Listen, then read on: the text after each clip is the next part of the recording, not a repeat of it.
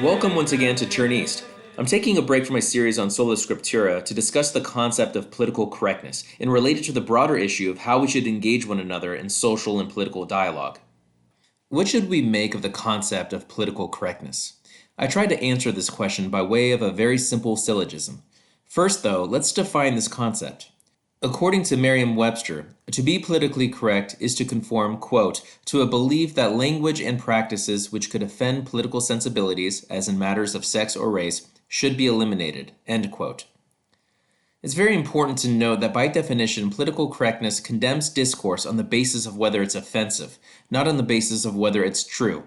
This is our first premise, or P1. The second is obvious. The fact that something is offensive doesn't necessarily mean that it's untrue. It might help to study the definition of offensive to understand this very simple point. I might find it annoying that I have to wake up early to go to work, but that doesn't change the fact that I have to. You might find it highly irritating that the candidate you voted for lost the election, but that doesn't necessarily mean that the vote was rigged. Many find it unpleasant that they will die one day, but that doesn't mean that they're immortal. You get the point. Moving on to our third premise, or P3, we can admit of exceptions to this general rule that it's good to be truthful.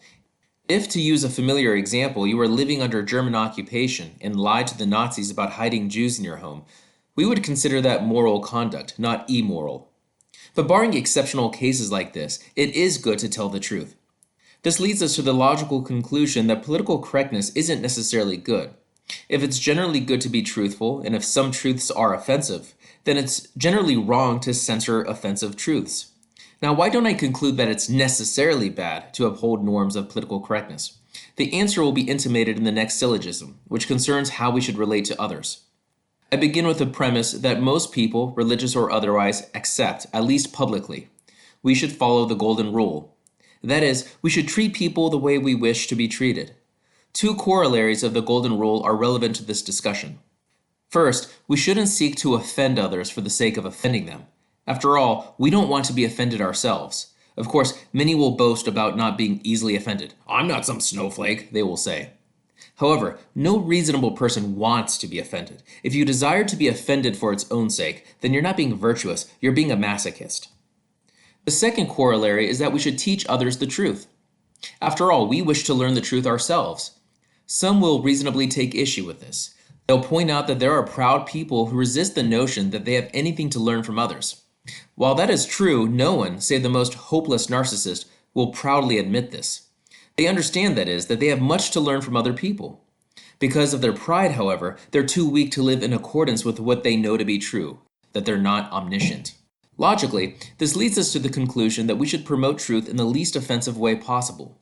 This principle is, I think, perfectly encapsulated in Ephesians 4:15. In fact, we could call this the Ephesians 4:15 rule. We should speak the truth in love. Many of us are good at doing one or the other, but few of us can do both at the same time, and I'm no exception to that rule. Let's apply this rule, this Ephesians 4:15 rule.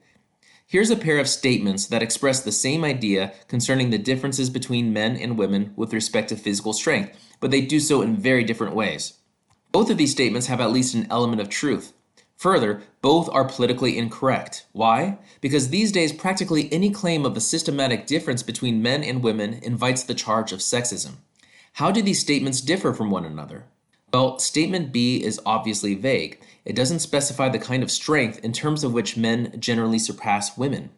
Second, by referring to women as chicks, the statement is expressed in a way that is unnecessarily offensive. Therefore, only the first statement passes the Ephesians 4:15 test. For if you can avoid offending your audience while educating them, but choose not to do so, then it seems to me that your ultimate objective is not to teach them truth, but to offend them. And when your real goal is to offend them, in which case you're acting sadistically, not virtuously, you run the risk of losing the opportunity to win them over to the truth. You might end up closing their minds to the truth through the avoidably offensive way in which you've expressed yourself. And that should concern you, if that is, you genuinely honor the golden rule.